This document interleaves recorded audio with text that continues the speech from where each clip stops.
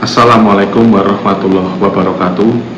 Om Swastiastu, Namo Buddhaya, salam sejahtera untuk kita semuanya, salam kebajikan dan salam karaharjan. Apa kabar semuanya? Jumpa lagi bersama saya Tony dalam channel YouTube saya ini.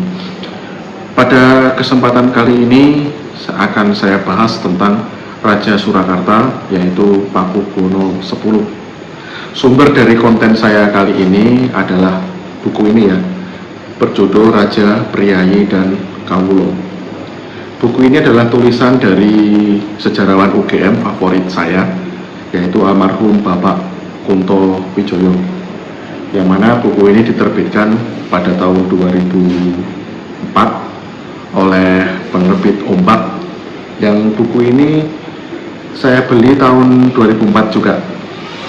Pada waktu itu saya masih kelas 2 SMA.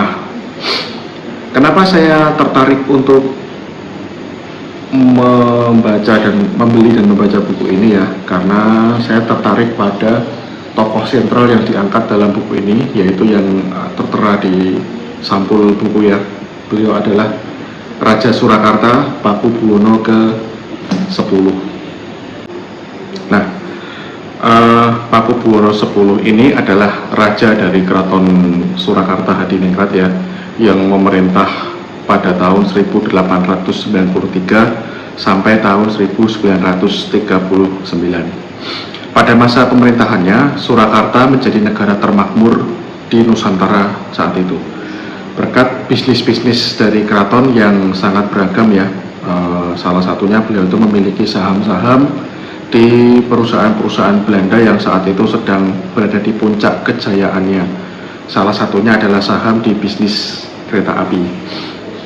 Nah, Pakubuwono X ini terkenal karena salah satunya karena beliau adalah pemilik mobil pertama di Indonesia, yang mana mobilnya adalah Mercedes-Benz Victoria Pantheon yang sekarang tersimpan di museum di Belanda.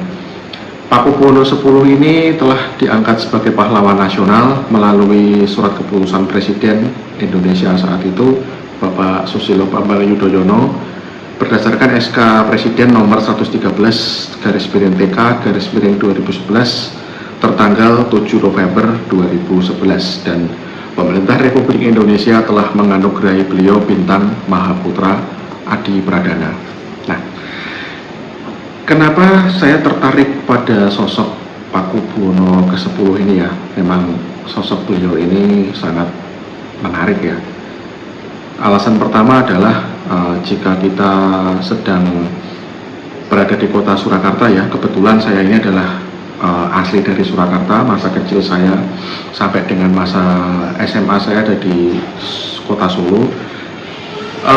Di kota Surakarta itu banyak sekali monumen-monumen yang mencerminkan simbol-simbol kebesaran dari beliau Pakubuwono X, yang tentunya mengingatkan orang, utamanya rakyat Surakarta, kepada nama beliau Pakubuwono X.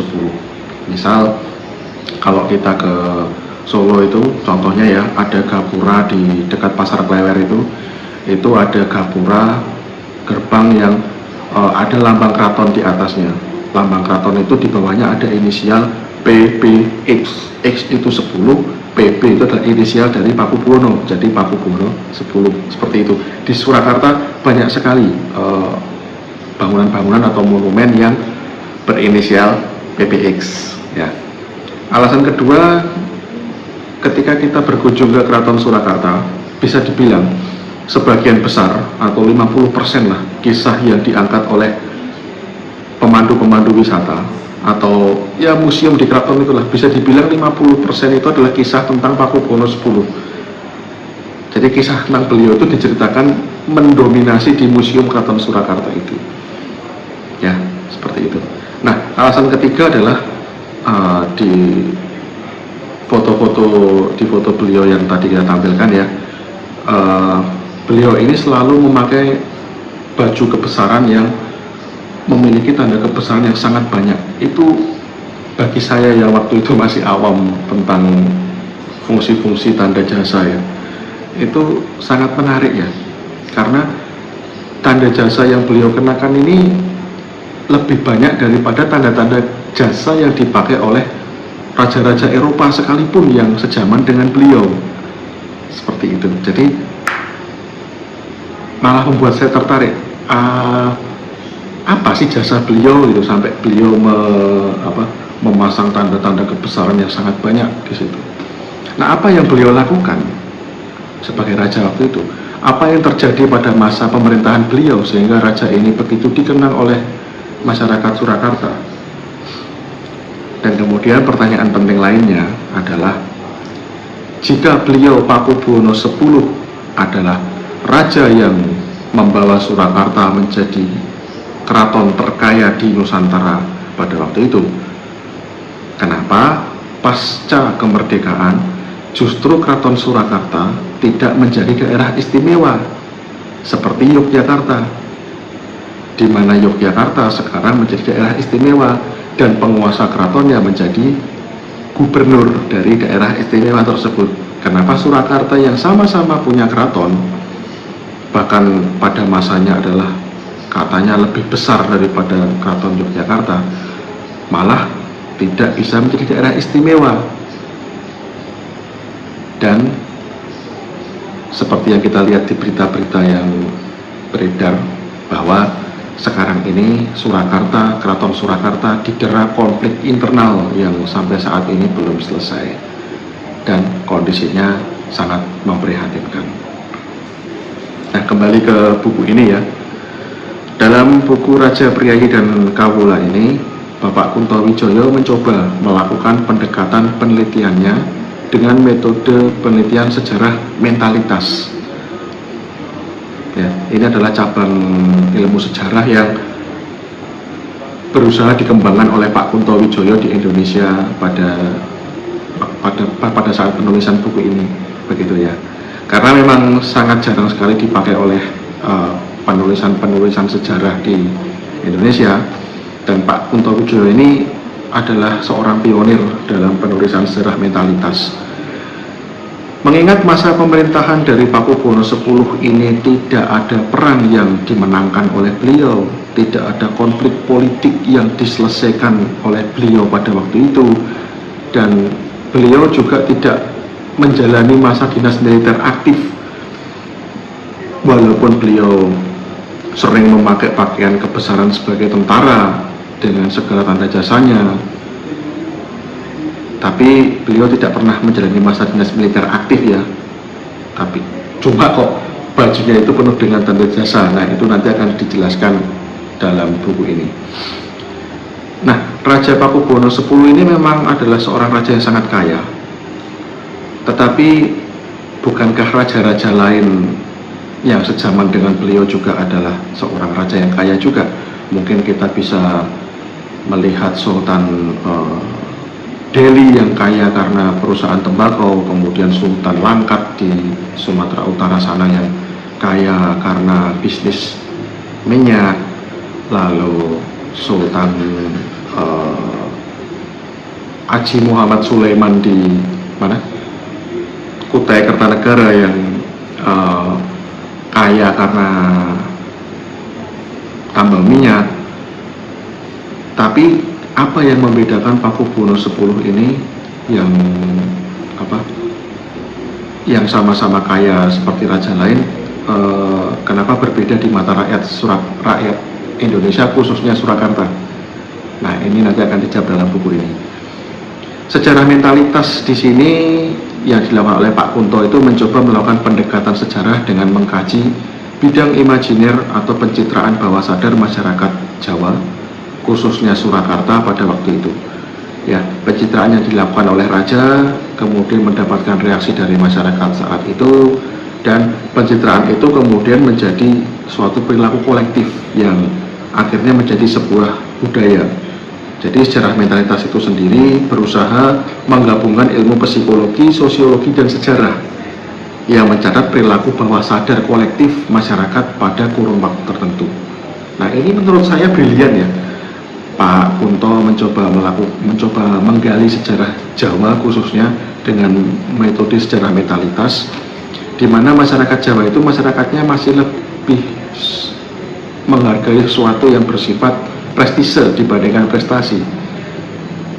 Kemudian sumber sejarah di Jawa itu khususnya ya masih berkembangnya bukan budaya tulis tapi budaya tutur, di mana budaya tutur itu masih didominasi oleh simbol kultus dan dongeng. Cuma kita tidak bisa serta merta menafikan kultus dongeng dan simbol itu ya, karena kita merupakan tantangan tersendiri bagi para sejarawan untuk meneliti kisah apa yang bisa digali di balik simbol kultus dan dongeng yang dibangun itu, yang terbangun itu, begitu ya. Jadi seperti ini ya, salah satunya Pakubuwono X ini adalah seorang raja di era yang modern sebenarnya, di awal abad ke-20. Tapi kisah-kisah beliau yang diselubungi mitos itu juga masih ada, seperti ya ketika saya berkunjung ke keraton dulu, oleh pemandu wisatanya dijelaskan bahwa Pakubuwono X itu adalah seorang raja yang sakti, mampu membelah laut selatan, masih menjalin kisah asmara dengan Ratu Laut Kidul, dan beliau, apapun yang beliau ucapkan pasti terjadi. Nah, itu kan tidak masuk akal sebenarnya, tapi masih dipercaya. Nah, seperti itu. Itu yang mencoba kita teliti. Walaupun itu sudah masuk era modern, tetapi kisah-kisah itu masih terus diangkat oleh keraton pada waktu itu. Nah, saya akan coba masuk ya ke bukunya. Jadi di sini dijabarkan tentang kondisi umum Surakarta pada masa awal pemerintahan Pakubuwono ke-10. Ya, jadi pada masa awal pemerintahan Pakubuwono ke-10 itu, Pulau Jawa, khususnya wilayah Surakarta dan Yogyakarta, dalam kondisi yang relatif aman pasca berakhirnya Perang Diponegoro pada tahun 1830. Nah, pasca Perang Diponegoro berakhir, kekuasaan politik kerajaan Jawa itu memang pelan-pelan dipangkas habis oleh Belanda. Tetapi mereka masih diuntungkan dengan sistem sewa tanah yang membuat pundi-pundi kemakmuran kerajaan bertambah. Jadi maksudnya begini ya, setelah Perang Diponegoro, keraton itu kekuasaan politik dan militernya mulai dihabisi oleh Belanda pelan-pelan. Tetapi hak kepemilikan atas tanah kerajaan itu masih dihormati oleh Belanda.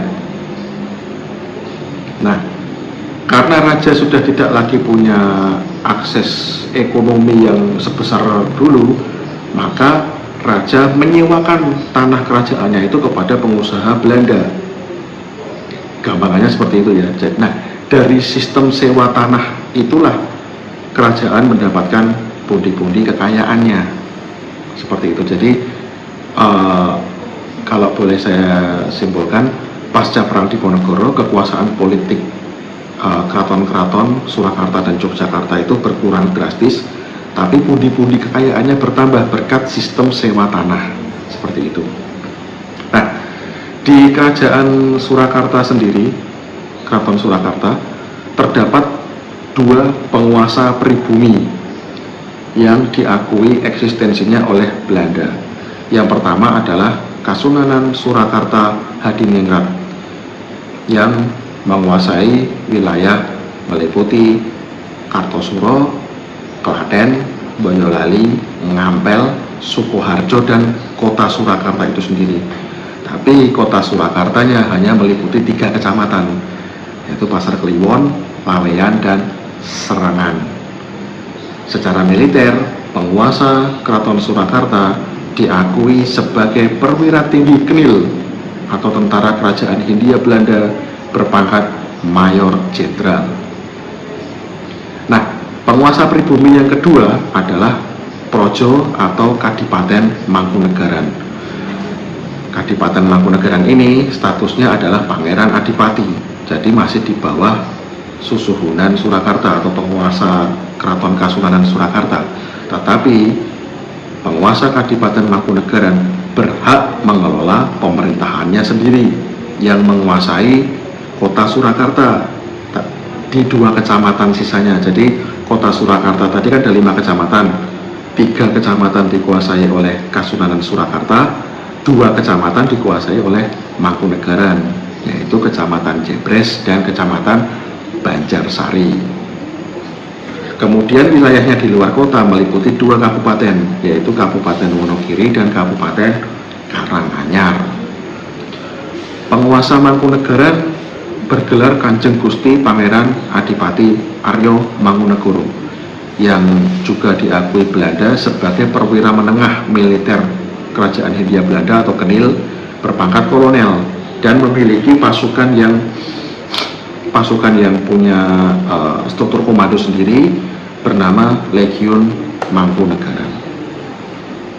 Nah, di Surakarta sendiri selain pemerintah pribumi juga ada pemerintah kolonial Belanda, di mana pemerintah kolonial Belanda ini di Surakarta dipimpin oleh seorang berpangkat residen ya, yang membawai 2 kerajaan tersebut, Kasunanan Surakarta dan Kadipaten Mangkunegaran. Dan ini juga berlaku di Jogja, kalau residen Yogyakarta membawai Kasultanan Yogyakarta dan Kadipaten Pakualaman. Ya, kalau di Surakarta tadi Kasunanan Surakarta dan Kadipaten Mangkunegaran. Ya, memang rumit ya, tetapi penggambaran sederhana dari pemisahan kekuasaan itu, simbolnya itu terletak pada saat upacara garebek. Jadi kalau teman-teman sekalian mau mencari di Google ya, upacara garebek tempo dulu, di YouTube maupun di Google nanti bisa dicari. Itu pada saat upacara garebek yang diselenggarakan di keraton, ketika ada prosesi raja, baik itu sunan ataupun sultan, berjalan dari kediamannya menuju ke alun-alun, itu pasti berjalan beriringan dengan residen, dan yang menggandeng adalah rajanya, ya, seperti di foto ini, seperti ini. Nah, di belakangnya raja ada Pangeran Mangkunegoro, atau kalau di Jogja Pangeran Pakualam, didampingi oleh Panglima Militer Tentara Belanda di Surakarta maupun di Yogyakarta. Jadi seperti itu penggambarannya, gambaran sederhananya pembagian kekuasaan antara pemerintahan pribumi dan pemerintahan kolonial Belanda. Nah, raja itu memanggil residen dengan sebutan father atau Bopo, dan gubernur jenderal yang di Batavia oleh raja dipanggil Grootvader, bahasa Belanda ya, yang artinya eyang gitu, atau kakek. Nah, residen Belanda di Surakarta itu membawai 5 afdeling atau wedana ya. Kalau sekarang afdeling itu bisa kita artikan wali ya, mungkin wali daerah ya. Afdeling 5 itu adalah Afdeling Surakarta, Afdeling Klaten, Afdeling Boyolali, Afdeling Sragen, dan Afdeling Wonogiri. Oke. Dan masing-masing dari Afdeling itu harus berkoordinasi dengan pejabat keraton atau kadipaten di wilayah masing-masing yang berpangkat bupati. Nah, misalkan begini, di mana ya? Di Wonogiri katakanlah. Di Wonogiri ada Afdeling Wonogiri, tapi Wonogiri kan wilayah dari Mangkunegaran, dan Mangkunegaran memiliki bupati di Wonogiri. Maka Afdeling Wonogiri tadi harus berkoordinasi dengan Bupati Wonogiri yang merupakan pejabat dari Mangkunegaran. Begitu juga di Boyolali. Di Boyolali ada Bupati Boyolali yang di bawah keraton, tapi di pemerintah Belanda ada Afdeling Boyolali. Maka Afdeling Boyolali harus berkoordinasi dengan Bupati Boyolali yang merupakan bupati dari keraton Surakarta. Seperti itu gambarannya. Nah, kemudian kembali ke sistem pemerintahan keraton ya. Dalam membantu menjalankan pemerintahan, Raja Surakarta Pakubuwono harus dibantu oleh seorang pepatih dalem atau perdana menteri, yang pepatih dalem ini membawai organisasi bernama Kanjeng Parentah Ageng yang menjalankan perintah atas nama raja. Nah, pepatih dalem ini uniknya diangkat oleh Belanda sejak berakhirnya Perang Diponegoro yang mengangkat Belanda. Nah, jabatan patih ini oleh Belanda disebut Rijksbestuurder, ya, Rijksbestuurder. Jadi bisa dibilang raja itu hanya berdaulat penuh di dalam keraton, tetapi di luar keraton semua dijalankan oleh Belanda, berkoordinasi dengan raja melalui pepatih dalem, tidak bisa langsung begitu. Nah, pokok masalah yang berusaha diangkat dari buku ini adalah seperti ini. Walaupun kedaulatan politik raja itu sudah berkurang, tetapi Pakubuwono X masih tetap menjadi raja besar yang namanya tercantum di semua gapura di kota Surakarta. Masjid Agung di Yogyakarta pun juga ada nama beliau, tepatnya di Kota Gede itu ada namanya juga. Di Tugu Jam di depan Masjid Kota Gede itu ada nama beliau, ya, PBX gitu. Di Imogiri juga ada jam di depan tangga makam itu yang ada nama beliau. Di Pesanggeran Tegal Gondo juga ada nama beliau, dan masih banyak tempat lain lagi yang mengangkat nama beliau. Jadi walaupun Raja Pakubuwono X itu sudah kehilangan kekuasaan politiknya akibat Perang Diponegoro, tapi ia tidak kehilangan segala-galanya. Ia masih mewarisi simbol budaya yang dapat secara efektif justru malah memperkuat kedudukannya, terutama di kalangan tradisionalis. Nah, apa saja simbol budaya itu dan bagaimana raja memainkannya dengan sangat cantik, dan apa akibatnya ke depannya bagi Keraton Surakarta, akan dijawab dalam buku ini. Dan karena beliau, Pak Kunto Wijoyo ini, pendekatannya secara mentalitas, tentunya beliau akan menjawabnya dengan mempelajari bagaimana karakter dari seorang Pakubuwono X itu terbentuk seperti itu. Nah, selain itu judul buku ini kan Raja, Priyayi, dan Kawula, ya. Jadi tadi berusaha mempelajari karakter raja, dan sekarang adalah karakter priyayi. Priyayi itu apa? Priyayi bisa dibilang adalah aparat pemerintahan di bawah raja. Ada priyayi tertinggi, yang priyayi tertinggi itu ada kasentanan atau para sentono atau keluarga raja. Kemudian ada patih, itu juga termasuk priyayi tertinggi. Lalu ada bupati, itu juga priyayi tinggi. Ada juga priyayi menengah, yaitu para wedono, camat, kemudian lurah, kepala desa, penewu, dan lain-lain, itu priyayi menengah. Lalu ada lagi priyayi rendah, mereka adalah abdi dalam keraton, pegawai pemerintahan, kemudian para pelayan-pelayan raja dan bupati, itu juga termasuk priyayi, tapi stratanya lebih rendah. Nah, priyayi ini dituntut untuk mengikuti aturan-aturan pakem dari raja, termasuk harus menghormati simbol-simbol budaya yang sangat ketat dan paten, seperti itu. Kesetiaan para priyayi terhadap raja ini begitu tinggi, dalam dalam dan mendarah daging, mengingat mayoritas jabatan priyayi itu diwariskan secara turun-temurun, gitu. Jadi seorang priyayi punya anak, harapannya si anak itu meneruskan jabatannya. Nah, untuk tetap bertahan sebagai priyayi, maka harus loyal, ya kan? Harus loyal, setia kepada patron dari para priyayi itu, yaitu raja dan keluarganya, seperti itu. Nah, dalam kehidupan kesehariannya, para priyayi ini menyaksikan langsung simbol-simbol raja itu dimainkan di depan mereka. Begitu mendominasinya simbol-simbol raja itu, sehingga tidak ada hari tanpa simbol raja di sekitar kehidupan mereka. Nah, bagaimana cara raja memanfaatkan para priayi ini dalam menyalurkan simbol-simbol kebesarannya, dan bagaimana priayi mengekspresikan kesetiaan kepada raja? Mentalitas apa saja yang membentuk sifat priayi, itu akan dijawab dalam buku ini nanti.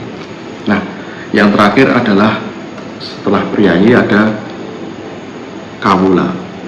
Apakah kawula itu? Kawula atau kawulo ya bahasa Jawanya, adalah mereka yang tidak mempunyai darah biru kerajaan dan tidak memiliki jabatan politik dalam keraton. Jadi mereka bukan priayi pastinya. Mereka adalah orang-orang kecil yang berada pada stratifikasi sosial yang rendah, ya. Walaupun mungkin mereka tidak semuanya miskin ya. Mayoritas memang para kawulo itu miskin, tapi ada juga kawulo yang kaya. Kebanyakan mereka itu pedagang. Tapi secara stratifikasi sosial mereka tetap di bawah karena mereka juga kawulo, begitu. Nah, ada konsep Jawa yang terkenal yaitu manunggaling kawulo Gusti. Ya, jadi manunggaling kawulo lan Gusti itu sebenarnya menggambarkan kekompakan antara patron dengan klien. Jadi harmonisasi kehidupan itu tidak ada Gusti tanpa kawulo dan tidak ada kawulo tanpa perlindungan dari Gusti, dari penguasa, seperti itu.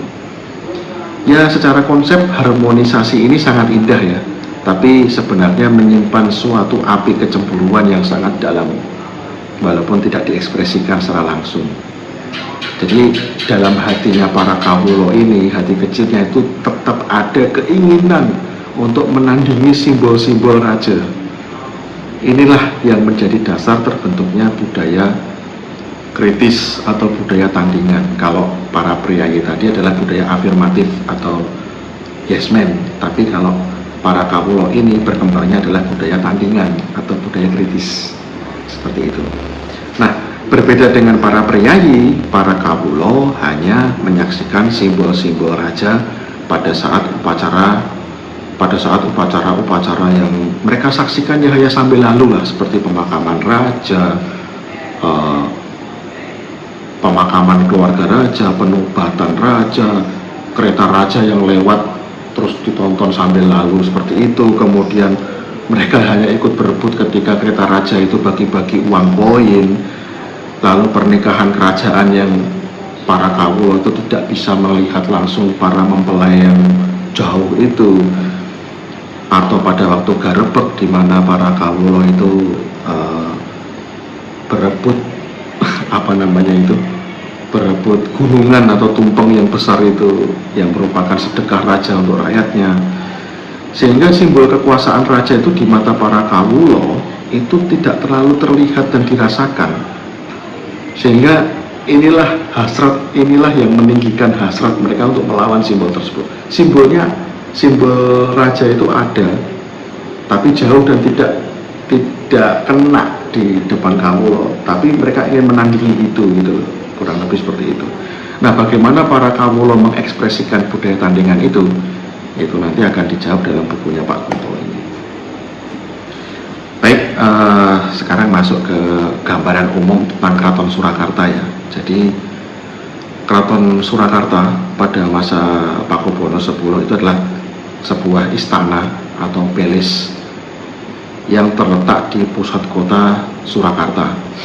Dia adalah sebuah istana atau palace di dalam sebuah castle atau benteng. Bentengnya itu panjangnya luasnya sekitar 700 kali 500 meter ya, panjang bentengnya. Sementara kota Surakarta sendiri memiliki luas 4 kali 6 km. Nah, keraton diperkirakan ditinggali saat itu oleh 10.000 orang yang terdiri dari 6.300 bangsawan dan 3.700 abdi dalam tetap yang sudah diwisuda. Nah, jika ditambah dengan abdi dalam yang masih di level magang dan suwito atau mengabdi, maka jumlah populasinya bisa membengkak menjadi 19.000 orang. Jadi 3.700 abdi dalam tadi adalah abdi dalam yang sudah dilantik, sedangkan di bawahnya itu masih ada abdi dalam lagi yang masih sifatnya magang, tidak tetap ya. Itu jumlahnya sangat besar, 19.000 orang. Nah, lalu kita masuk ke sosok sentral dari buku ini ya, yaitu Pakubuwono X, sang raja. Pakubuwono X dilahirkan pada hari Kamis Legi 21 Rojab atau Rejab tahun Alif 1795 tahun Jawa, atau Masehinya adalah 29 November 1866. Ayahnya adalah Pakubuwono IX dan ibundanya adalah permaisuri, yaitu Gusti Kanjeng Ratu Kencono ya. Nah, di foto ini adalah foto dari ayahanda beliau Pakubuwono IX dan ibundanya, yaitu Gusti Kanjeng Ratu Kencono, yang di foto itu sedang bobot ya, atau sedang hamil.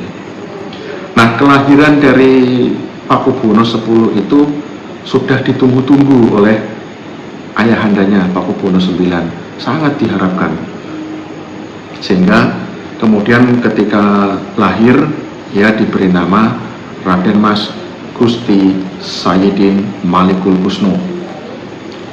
Nah, kemudian pada tanggal 4 Oktober 1869 di usianya yang ketiga tahun, Sayyidin Malikul Kusno diangkat sebagai putra mahkota dengan gelar Kanjeng Gusti Pangeran Adipati Anom Hamangkunagara Sudibyo Rajaputro Narendra Mataram ya, di usia 3 tahun putra mahkota.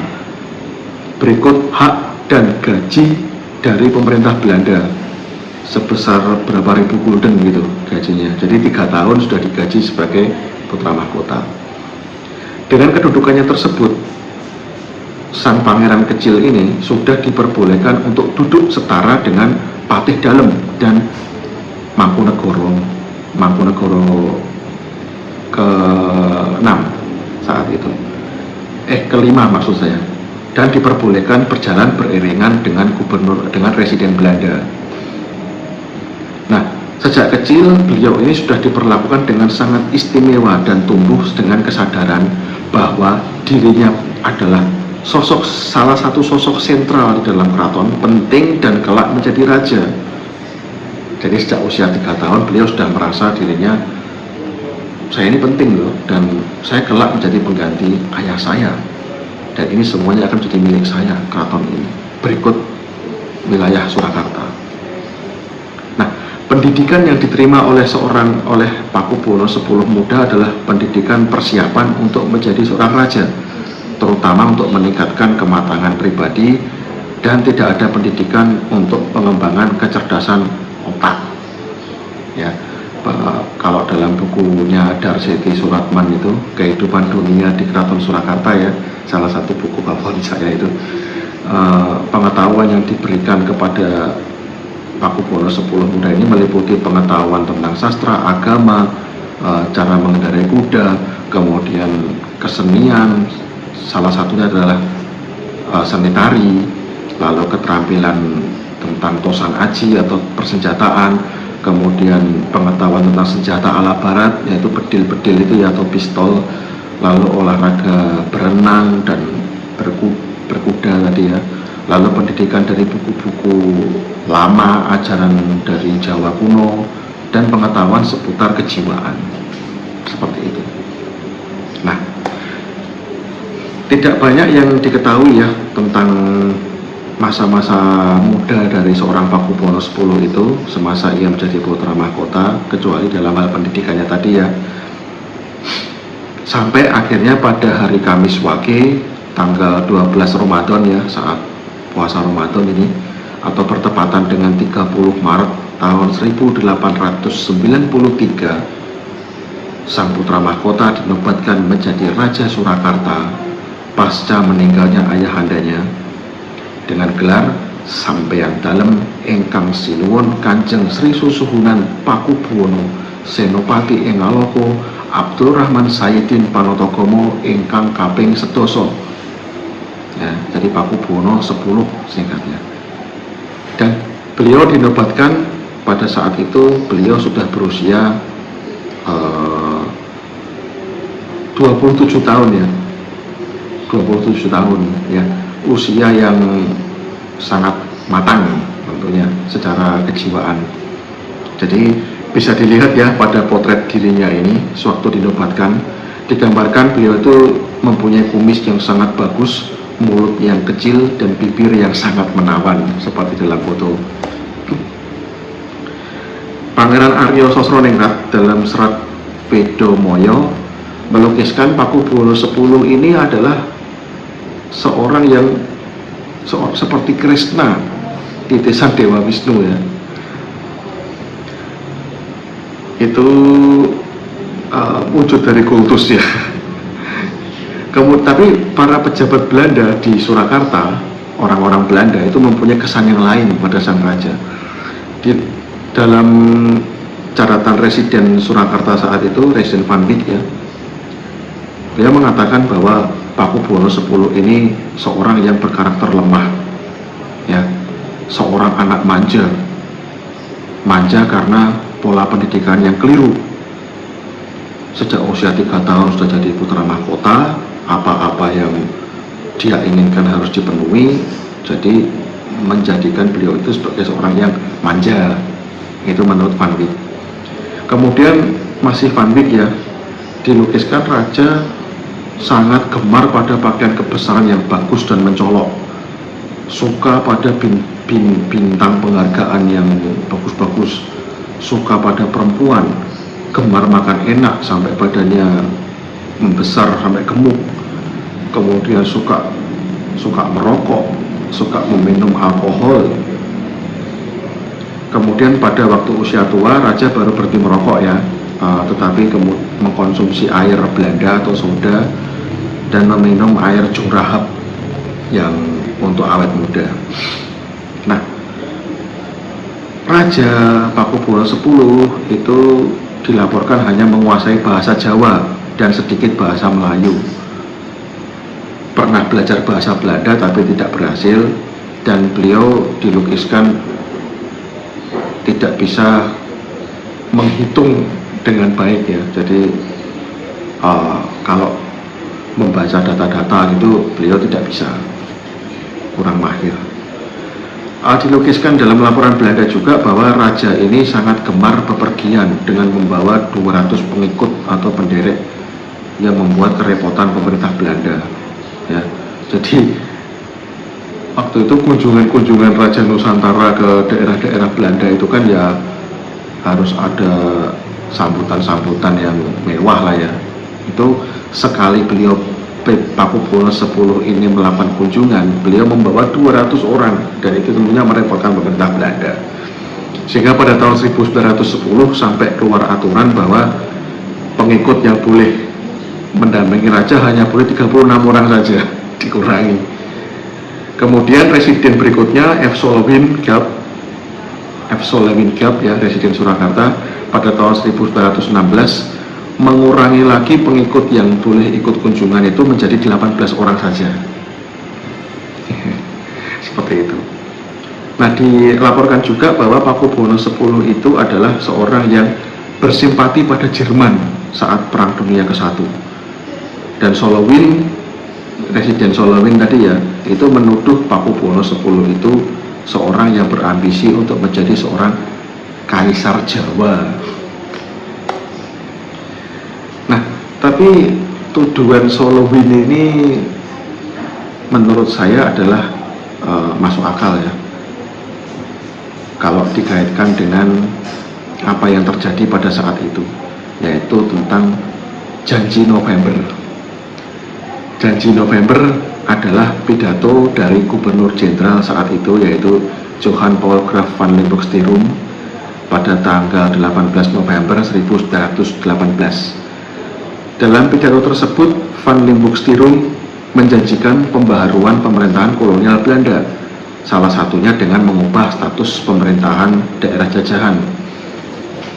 Nah, pidato Janji November ini didasarkan pada kondisi perekonomian Belanda pasca Perang Dunia I yang merosot tajam.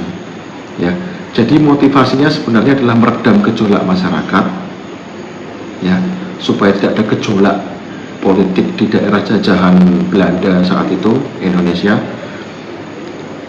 Karena waktu itu pemerintah Belanda sudah tidak punya uang lagi untuk meredam gejolak-gejolak yang ada, seperti itu. Nah, Pakubuwono X sepertinya melihat kesempatan dari pidato janji November ini, kesempatan untuk tampil sebagai pemimpin jika nantinya ada perubahan politik yang radikal di daerah jajahan, sehingga pemerintah Belanda mau tidak mau atas alasan apapun itu memerdekakan jajahannya di Nusantara, di Indonesia. Nah, jadi sejak itulah Pakubuwono X berikhtiar untuk semakin terlihat dan dikenal dengan politik simbolnya tadi, gitu. Nah, jadi begini, kalau misalkan Belanda memberikan kemerdekaan kepada daerah jajahannya, ya, memberikan kemerdekaan itu akan diberikan kepada siapa? Tentunya kepada raja, raja pribumi yang saat itu ada. Nah, rajanya raja yang mana? Kan di seluruh Nusantara ini banyak raja. Tentunya raja yang dianggap paling besar, paling kaya, paling mampu, paling pintar. Dan Pakubuwono X berusaha membangun citra itu, supaya nanti kalau dimerdekakan, beliaulah yang menjadi kaisarnya atau raja di raja. Jadi kalau saya bayangkan seperti Inggris di Malaysia itulah. Inggris kan memerdekakan Malaysia, ya kan? Nah, Malaysia jadilah kerajaan Malaysia, tapi ada 9 raja Melayu ya di Malaysia itu. Dan yang dipilih dari 9 raja itu tentunya satu orang, yaitu yang di Pertuan Agung. Pakubuwono X sepertinya berambisi untuk menjadi yang di Pertuan Agung. Jadi beliau sebenarnya melihat kesempatan itu.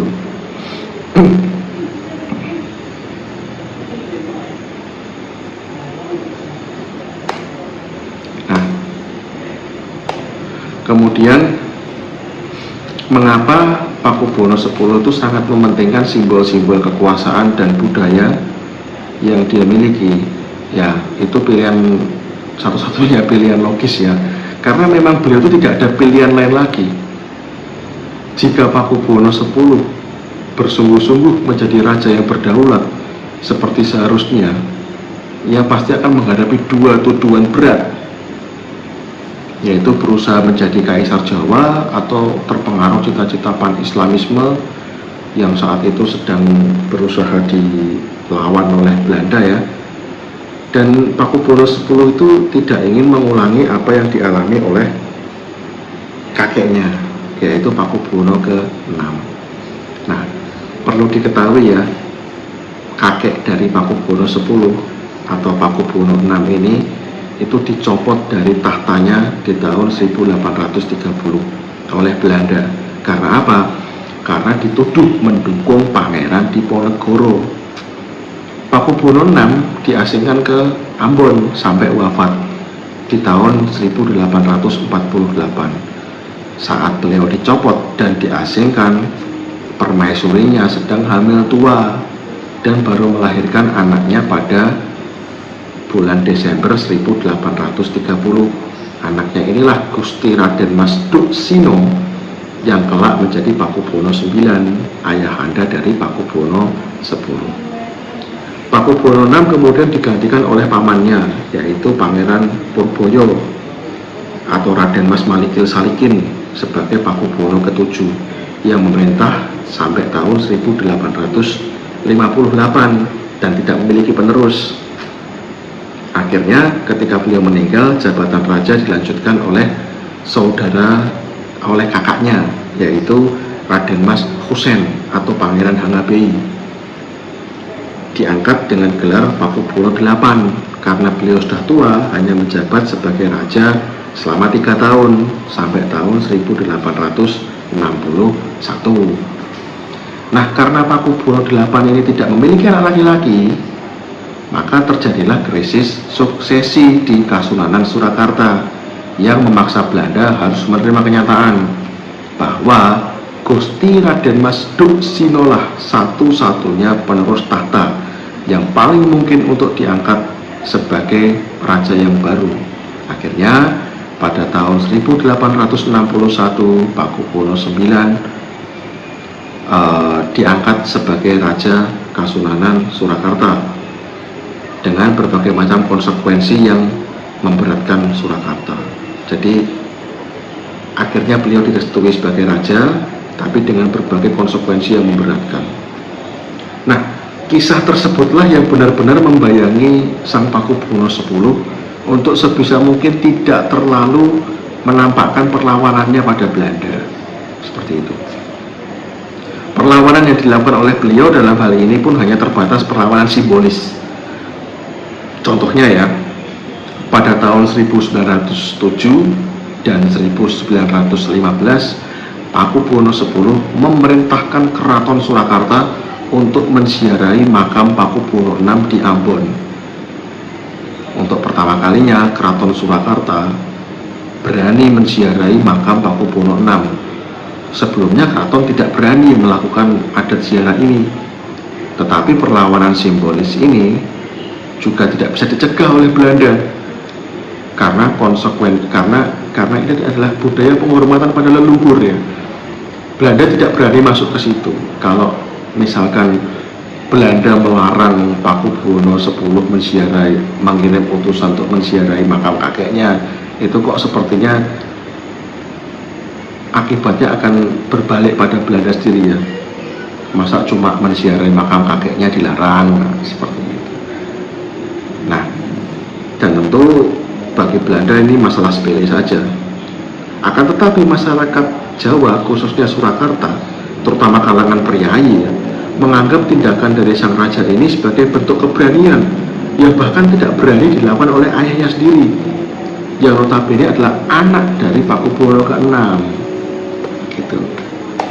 Jadi raja tetap dapat dampak positifnya lah dari ziarah makam ini. Nah, dalam folklor Jawa dikatakan bahwa Susuhunan Pakubuwono X adalah raja Jawa terbesar yang menghabiskan kemuliaan, kemuktian, dan kewibawaannya untuk dirinya sendiri, sehingga tidak tersisa sedikit pun untuk penggantinya. Dan yang mengatakan ini adalah Paku Alam ke-7, yang notabene adalah menantu dari Pakubuwono X. Paku Alam raja dari Kadipaten Paku Alaman di Jogja ya. Nah, Paku Alam 7 ini pernah mengatakan, jumeneng sinuwun Pakubuwono ingkang kaping 12 utawi 13 lebur papan sarta tulis kraton ngalih ana ing alas ketangga. Jadi artinya adalah kelak Pakubuwono ke-12 atau ke-13 nantinya akan hilang kerajaan dan raja akan pindah istana ke hutan Ketonggo. Seperti itu. Jadi ramalannya cukup suram ya. Jadi Paku Alam 7 memperkirakan bahwa kebesaran Keraton Surakarta itu akan dihabiskan di era Pakubuwono X. Dan ternyata ramalan itu menjadi kenyataan karena di tahun 1946 Pakubuwono ke-12 walaupun tetap menjadi raja, statusnya sebagai raja dan pimpinan politik dibekukan dan kekuasaannya hanya berlaku di atas keraton saja. Daerah istimewa Surakarta dibubarkan, seluruh wilayah Surakarta bergabung dengan Negara Kesatuan Republik Indonesia tanpa melalui keraton, secara mandiri, bukan oleh rajanya. Berbeda dengan Yogyakarta, Yogyakarta menggabungkan diri dengan NKRI atas perintah raja, tetapi yang menggabungkan Surakarta ke Negara Kesatuan Republik Indonesia, rajanya juga menggabungkan, tapi rakyatnya merebut kekuasaan dan kemudian menggabungkannya ke NKRI. Jadi penggabungan dari rajanya tadi tidak diakui. Seperti itu. Itu nanti akan kita bahas di konten selanjutnya mungkin ya, masalah runtuhnya suap Raja Surakarta. Dan Surakarta kemudian menjadi karesidenan biasa di bawah Provinsi Jawa Tengah sampai sekarang. Nah, sekarang kita akan bahas tentang bagaimana raja memakai simbol-simbol kekuasaannya. Nah, Raja dalam konsep Jawa itu adalah pemilik wahyu dari Tuhan. Wahyunya ada 3, wahyu nubuah, wahyu hukumah, dan wahyu wilayah. Wahyu nubuah adalah hak untuk menjadi raja. Wahyu hukumah adalah wahyu untuk menetapkan hukum Tuhan di atas wilayahnya. Dan wahyu wilayah adalah wahyu menguasai seluruh tanah dan apa yang ada di atasnya, termasuk orang-orangnya.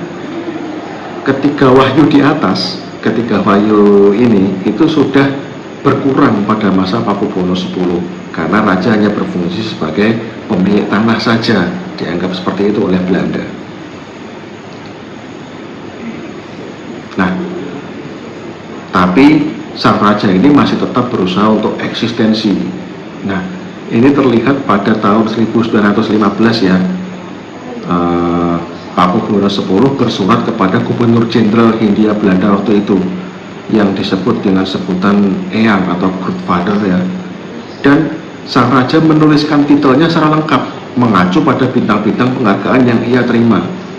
Jadi suratnya berbunyi Katur Dumateng Grootvader atau Eyang Gubernur Jenderal di Batavia bla bla bla bla, terus udah rebat cekap ditulis namanya. Nah, ini ditulis lengkap. Lengkapnya ini saya bacakan ya. Lengkapnya Susuhunan Pakubuwono Senopati ing Aloku Abdurrahman Saidin Panotogomo 10 Sedoso, Commander der Order van Nederlands Lu, Groot Officer der Order van Nederlandse Lu, Groot Officer der Order van Oranje Nassau, Groot Kwister Order van Kamboja, Groot Kwister Kroner van Siam, Groot Officer der Leopold Order van België, Groot Ridder der Second Class met de Star SS met Sister van Orde van Saint Michael, Ridder der Second Class met de Ster van Frans Joseph Ott van Austria, Ridder van de Tweede Grade der Tweede Class van den Orde van den Dubbelen Draak van China, Commander der First Class in the Order van Hendrik de Leeuw van Brunswick, en Generaal-Mayor Bill de Leger van Her Majesty de Koningin de Nederlanden, Hofhoudende de Surakarta Adiningrat. Panjang sekali ya, koreksi kalau saya salah, saya nggak bisa bahasa Belanda soalnya. Nah, koran-koran lokal di Surakarta pada saat itu kalau menuliskan tentang Pakubuwono X ya itu juga harus memakai kalimat yang pakem ya, yaitu Gusti Pepunden Kulo sampeyan dalem ingkang sinuwun Kanjeng Susuhunan. Seperti itu, tidak boleh langsung menyebutkan Pakubuwono atau Pak Sunan atau Sunan, itu tidak boleh, harus ada etikanya seperti itu. Nah, ini terkait gelar ya, ada perbedaan antara gelar Yogyakarta dengan Surakarta. Kalau Yogyakarta rajanya memakai gelar Sultan Hamengkubuwono Sultan. Kalau Surakarta memakai gelar Susuhunan, Susuhunan Pakubuwono. Nah, ini gelar ini sudah diatur sejak perjanjian Giyanti ya, tahun 1755 ya. Kalau Sultan Jogja itu gelarnya ada Kalifatullahnya. Tapi kalau Susuhunan Surakarta tidak boleh memakai Kalifatullah ya, seperti itu. Nah, kemudian pemerintah Belanda pada tanggal 21 Januari 1932 menganugerahi Pakubuwono X dengan bintang kehormatan Groot Kruising Orde Nederlands Leeuw dari Ratu Wilhelmina. Nah, tidak lama kemudian Ratu Belanda juga memberi gelar Zijn Vorstelijk Hoogheid yang dijawakan menjadi Ingkang Minulya atau yang mulia. Nah, ini adalah sebuah gelar bagi Raja Nusantara ya, gelar tertinggi yang pernah diberikan oleh Kerajaan Belanda kepada penguasa Nusantara. Sehingga pemerintah Belanda itu sebenarnya secara simbolis sudah mengakui Pakubuwono X sebagai raja tertinggi di wilayah Nusantara. Jadi usahanya dari Pakubuwono X ini kayaknya buahkan hasil nih untuk menjadi kaisar Nusantara atau kaisar Jawa kalau nanti jadi dimerdekakan wilayahnya itu dari Belanda, seperti itu. Tetapi sebelumnya tanggal 17 April 1924 ya, Pakubuwono X ini pernah menerima kenaikan pangkat militer menjadi Letnan Jenderal. Awalnya kan Mayor Jenderal tuh, lalu diangkat menjadi Letnan Jenderal. Nah, menariknya adalah raja lain di Nusantara itu tidak ada yang pangkatnya setinggi ini. Sehingga sebagai wujud dari kebanggaan Pakubuwono X itu, beliau menambahkan gelar Ingkang Wicaksono, ya, Ingkang Wicaksono. Kenapa diberi gelar Ingkang Wicaksono? Karena di surat kenaikan pangkatnya itu ya, Letnan Jenderal itu ada kalimat berdasarkan kebijaksanaan. Kalau di Indonesia kan seperti itu. Jadi dasar kenaikan pangkatnya adalah berdasarkan kebijaksanaan dalam bahasa Belanda tentunya ya. Itu sehingga Pakubuwono X mengambil kalimat itu untuk menambahkan gelarnya di situ menjadi Ingkang Wicaksono. Nah, ini entah ada hubungannya apa tidak ya. Sejak tahun 1924 itu posisi duduk Raja Yogyakarta yang pada awalnya tangannya ada di mana? Apa ini namanya? Dengkul ya. Itu dirubah menjadi ke sini seperti dalam foto ini ya. Itu karena, tapi posisi Raja Surakarta tetap seperti ini. Nah, itu dulu saya pernah ada yang menceritakan tapi saya lupa siapa ya. Itu sebenarnya adalah simbol bahwa Raja Yogyakarta itu sudah mulai menghargai Raja Surakarta yang posisinya sekarang lebih tinggi seperti itu. Nah, jadi selain itu ada aturan terkait sertifikasi pakaian di lingkungan keraton. Jadi tadi adalah terkait gelar ya. Sekarang kita ke pakaian kerajaan. Nah, tujuan dari dibuatnya stratifikasi pakaian di keraton ini adalah satu, yaitu menjadikan raja sebagai satu-satunya puncak keindahan, kemahalan, dan kemewahan. Nah, ini ada contoh ya.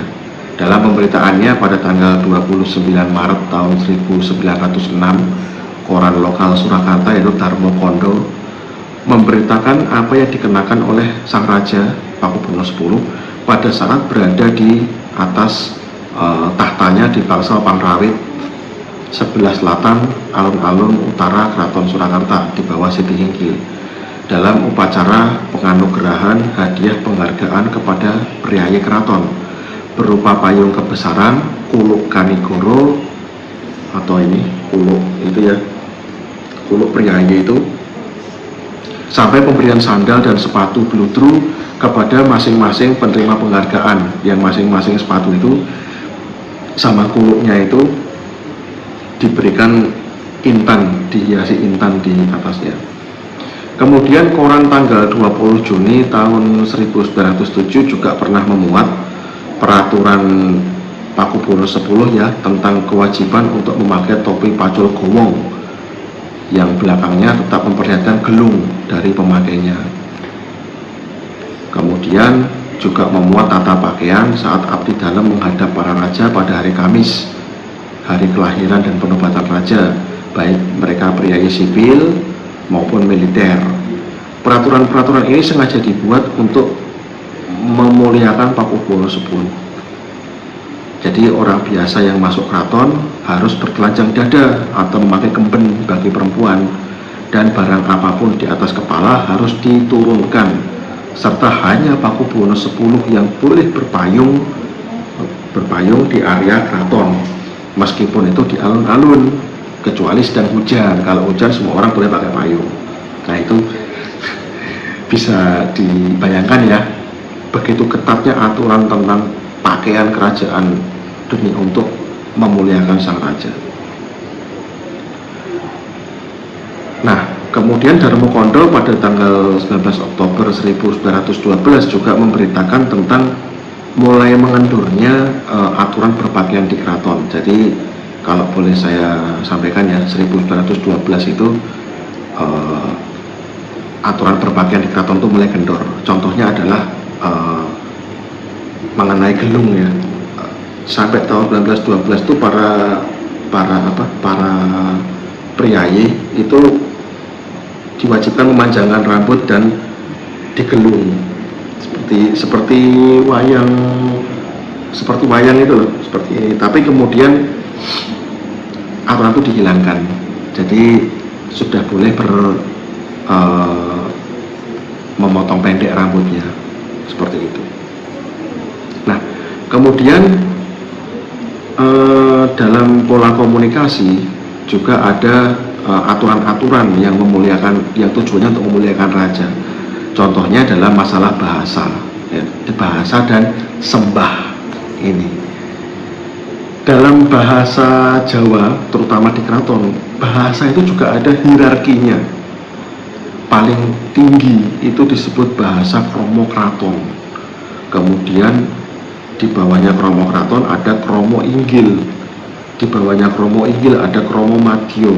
Di bawahnya kromo madya ada kromo teso. Di bawahnya kromo teso ada kromo gunung.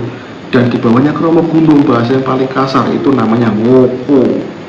Nah, dalam masalah bahasa, jadi sangat tidak sopan ketika kepada orang yang lebih tinggi atau lebih tua kita memakai bahasa ngoko atau kromo gunung atau kromo teso. Tidak sopan.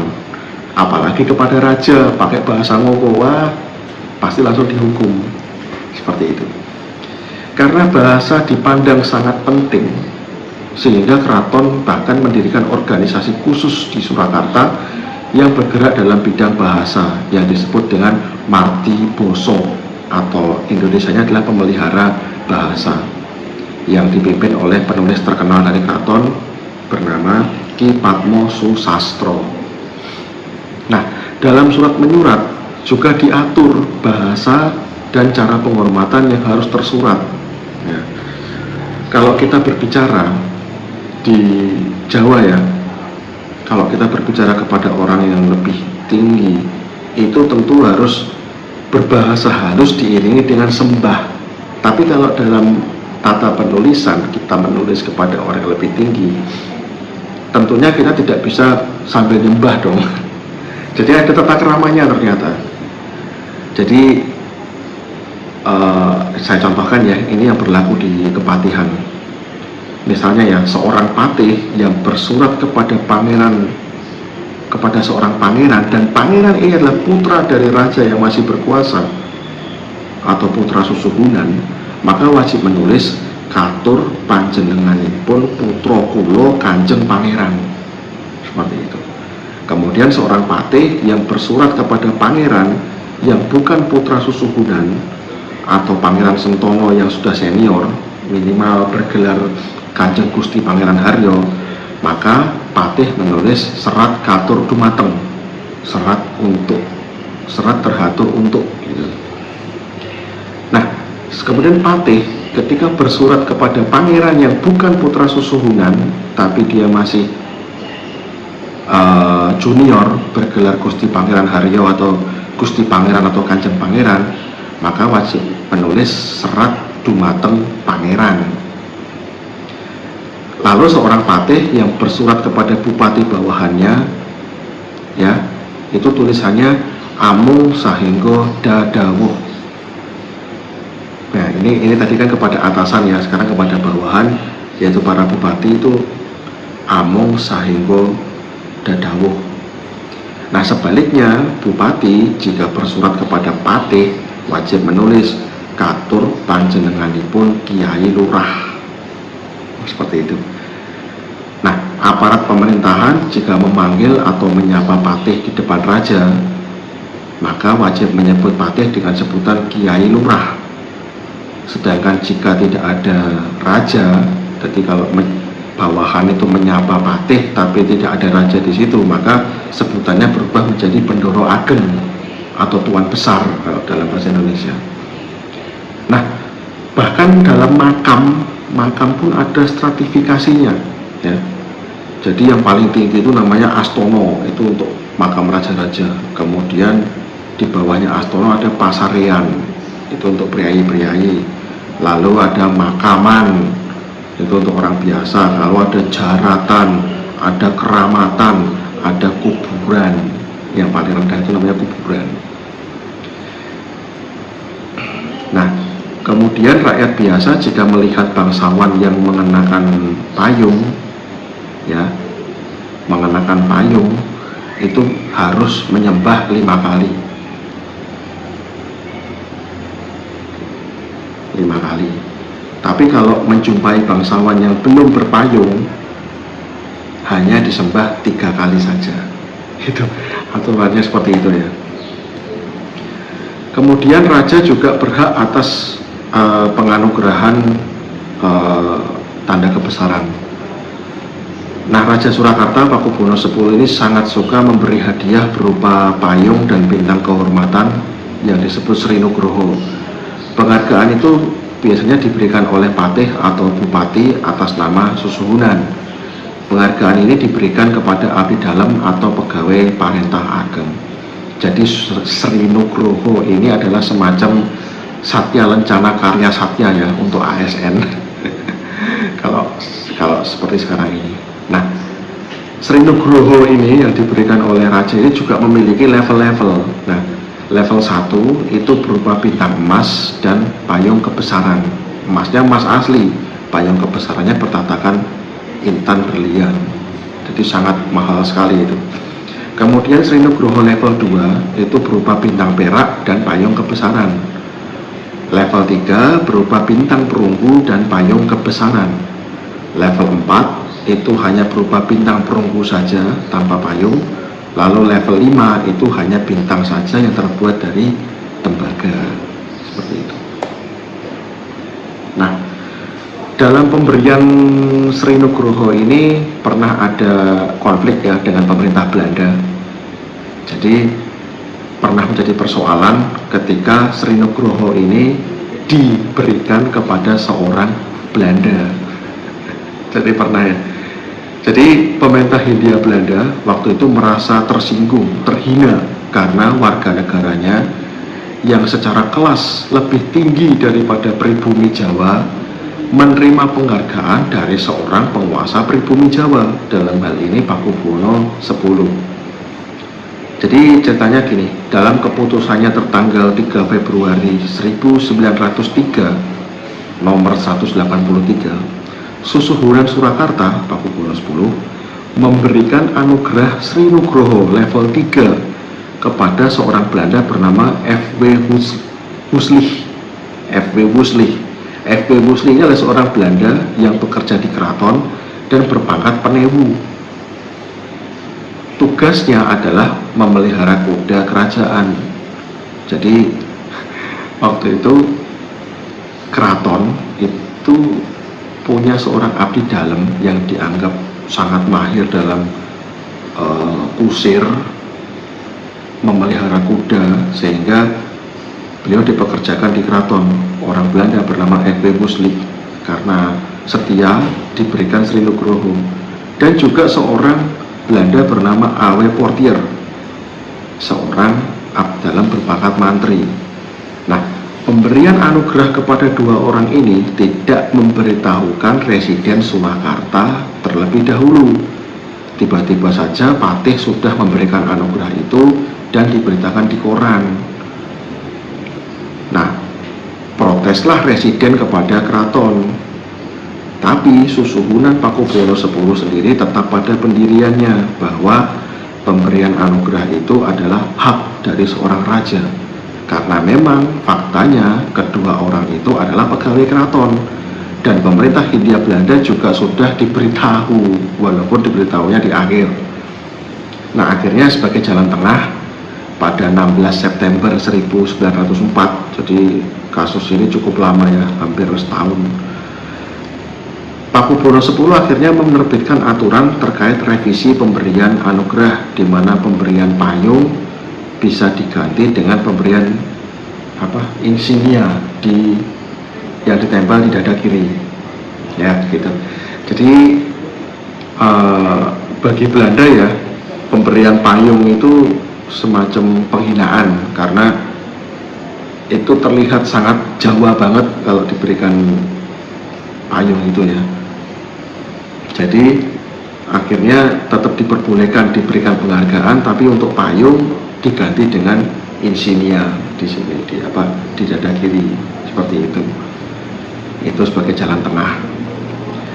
Tapi Masalah ternyata tidak selesai di situ, karena Residen Surakarta yang baru, yaitu Schneider, yang bertugas dari tahun 1905 sampai 1908, melayangkan surat protes kepada Patih Surakarta pada 5 November 1906. Bahkan Presiden bersurat kepada Gubernur Jenderal Belanda tertanggal 15 Desember 1906 yang isinya mendesak Pakubuwono X untuk mencopot semua anugerah yang diberikan kepada warga negara Belanda. Tetapi untungnya kasus ini tidak berlanjut lagi ya, karena tidak ada dokumen yang membahasnya lagi setelah itu. Jadi dianggap selesai karena tidak ditindaklanjuti. Nah, selain itu Pakubuwono X ini seringkali mengadakan pelesir ke pesanggrahan-pesanggrahan miliknya di luar kota Surakarta. Jadi beliau menunjukkan semacam hedonisme lah sebagai wujud simbolisme kekuasaannya. Ya, nah kepergiannya beliau ke pesanggrahan-pesanggrahan di luar kota ini selalu penuh dengan kebesaran. Ya. Jadi diiringi dengan banyak sekali pengiring, terus ada upacara yang khusus dan diberitakan oleh koran-koran lokal seperti itu. Nah, raja juga punya hewan peliharaan atau kelangenan seperti kuda, gajah, dan juga kerbau pusaka Kiai Slamet, kemudian gajah Kiai Anggoro, semuanya. Dan kedudukan hewan-hewan itu sangat istimewa di depan rakyat Surakarta. Nah, pada tahun 1907 Susuhunan tercatat membeli mobil yang saya ceritakan tadi ya, dan pembelian mobil oleh Susuhunan itu menghebohkan kalangan atas di Surakarta dan Hindia Belanda juga, karena saat itu orang Belanda bahkan belum punya mobil, belum ada yang, masih sedikit sekali yang punya mobil ya. Nah, Pakubuwono X itu membeli mobil di saat bahkan Residen Surakarta pun belum memiliki mobil saat itu. Gitu. Jadi heboh saat itu. Wah, ini ada penguasa pribumi yang beli mobil, ngalah-ngalahin residennya. Nah, sekarang kita masuk membahas tentang kehidupan seksual dari raja. Residen Van Beek pada tahun 1899 mengatakan bahwa Sunan Pakubuwono X ini memiliki 4 istri yang resmi. Salah satunya adalah Kanjeng Ratu Pakubuwono, itu adalah permaisuri utama. Dan beliau memiliki selir yang sangat tidak terbatas kalau dalam bahasa beliau. Jika salah satu selir hamil, maka salah satu istri resmi dari raja, dari 4 istri tadi, salah satu istri resminya akan ditalak, walaupun tetap boleh tinggal di keraton, untuk memberikan tempat bagi istrinya yang sedang hamil. Setelah melahirkan, selir itu bisa ditalak kembali atau tetap dipertahankan ya. Dan yang tidak boleh ditalak dari 4 ini cuma ratu atau permaisuri tadi, seperti itu. Jadi bisa dibayangkan ya. Nah, Residen Solowiningelt menambahkan bahwa jumlah selir raja pada saat itu ada 20 orang. Nah, bahkan raja itu kerap kali menghadiahkan salah satu selir itu pada orang yang disukainya, bahkan mungkin kepada anaknya sendiri, menghadiahkan selir untuk anaknya sendiri, seperti itu. Pada tahun 1914, Solowin melaporkan kepada Gubernur Jenderal bahwa ia melakukan mediasi antara Pakubuwono X dengan salah satu putra tertuanya, yaitu Kanjeng Gusti Pangeran Haryo Kusumo Yudo, karena sang pangeran dilaporkan berbuat serong dengan salah satu selir Susuhunan, karena selir tersebut awalnya adalah selir sang pangeran itu sendiri yang disukai oleh ayahnya. Akhirnya setelah berhasil dimediasi, masalah dianggap selesai dan Residen Gelt mengatakan bahwa masalah perempuan itu adalah masalah biasa di keraton, seperti itu. Nah, pada 1910 buku The Javansche Almanac menuliskan bahwa Pakubuwono X itu total sudah mempunyai 63 orang anak, 24 diantaranya pria, 28 wanita, 11 meninggal muda, dan selirnya menurut cerita tutur yang beredar ada 40 orang. Nah, banyaknya anak inilah yang menyebabkan mulai timbulnya generasi bangsawan miskin, yang dimakan tidak bertambah, yang memakan makin banyak, sehingga kelak pada tahun 1945 masalah ini semakin runyam pasca dibubarkannya otoritas politik Keraton Surakarta. Seperti itu. Nah, selain simbol-simbol dalam kehidupan di dalam keraton, ada juga simbol publik yang juga turut dimainkan oleh sang raja, ya, yaitu seperti ini ya. Presiden Surakarta Schneider mengatakan bahwa ada hal yang membuat pemerintahan Belanda kalah populer dibandingkan elit pribumi Jawa, yaitu predikat Susuhunan sebagai seorang Sayyidin Panotokomo. Masyarakat Jawa itu kan pada dasarnya adalah masyarakat Islamis tradisional, menjunjung tinggi agama dan juga tradisinya.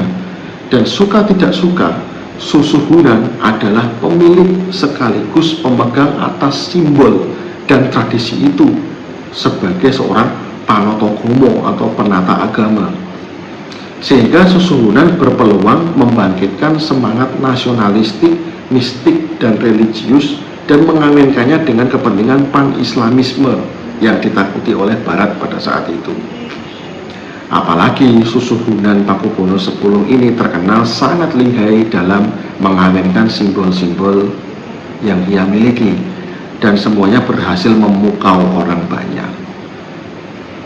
Nah, berikutnya akan kita bahas ya mengenai kepiawaian Sunan Pakubuwono X dalam memainkan dan memadukan simbol-simbol tersebut.